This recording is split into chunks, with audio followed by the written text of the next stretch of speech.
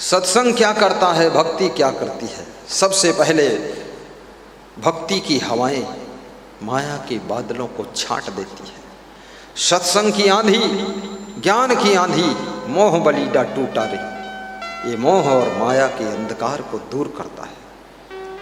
और जब आपके अंदर आत्मज्ञान का सूर्य प्रकट होता है, बस तुम्हें दिखने लग जाता है कि हमने कहाँ कहाँ गलती किया है।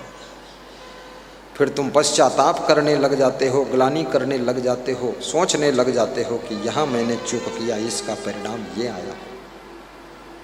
याद रखना,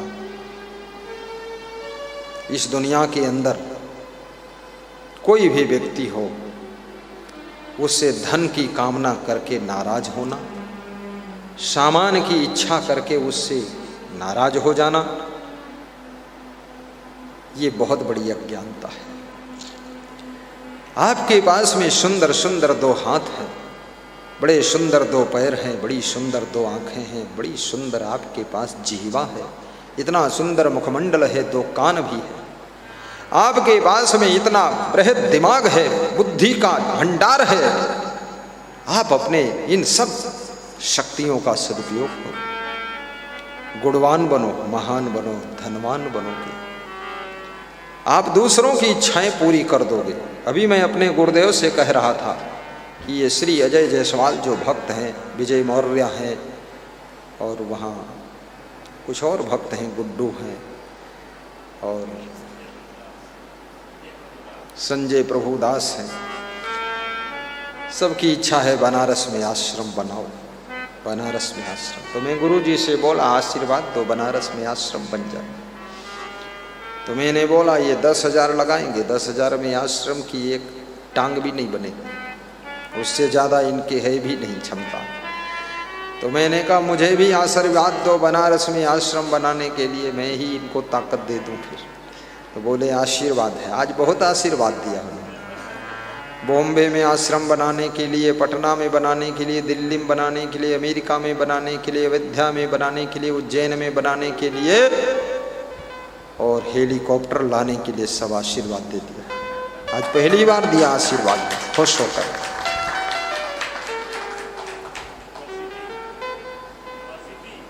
और यूनिवर्सिटी बनाने के लिए आशीर्वाद दिया। ये गुरु की कृपा है, कभी भी आशीर्वाद नहीं। आज जो कुछ मांगो मिलेगा। आज पता नहीं, खुश थे भगवान, बहुत प्रसन्न थे प्रभु श्री क्षमादेव भगवान। आज सब आशीर्वाद उड़ेल दिया, जो मांगा वही मिलता ही चला गया। और मुस्कुरा कर मेरी ओर तिरछी नजरों से ऐसे देख रहे थे, सोच रहे थे कितना मांगेगा, तू मांग ले, आज पूरा खोल दिया हो पिटारा।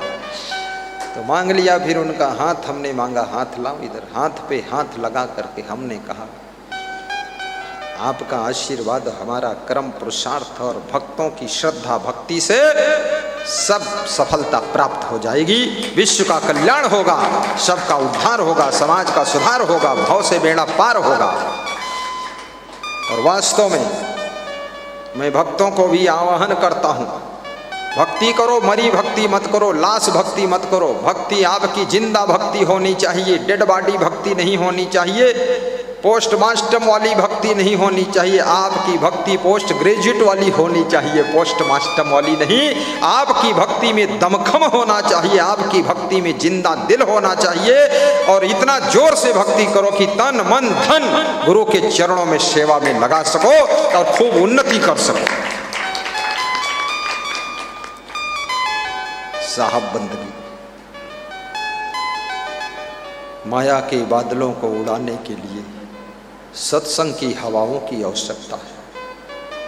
सत्संग की हवाएं माया मोह के बादलों को उड़ा देती है। और माया के बादल जब छट जाते हैं तो याद रखना, ज्ञान का सूर्य उदय होता है। और जब ज्ञान का सूर्य उदय होता है तो उसमें से वैराग्य की किरणें निकलती हैं, वैराग्य निकल पड़ता है, प्रेम प्रकट होता है।